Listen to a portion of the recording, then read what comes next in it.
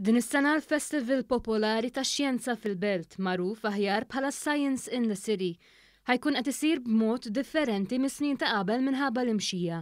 Din ħatkun id-9 edizzjoni ta' dan il-festival u ħatkun qed tinvolvi l-udjenza u jqanqal il-ħsieb kritiku u kreattiv ta' dawk li se jipparteċipaw.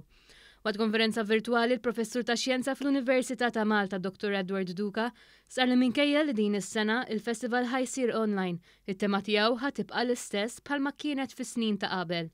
Tema li xettel iżjed interess kemm fix-xjenza kif ukoll fil-kultura.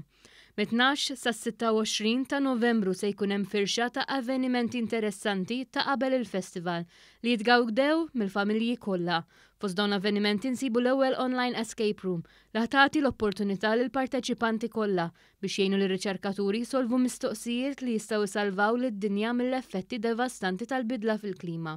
Se jixxandru online wirijiet speċjali tat-teatru.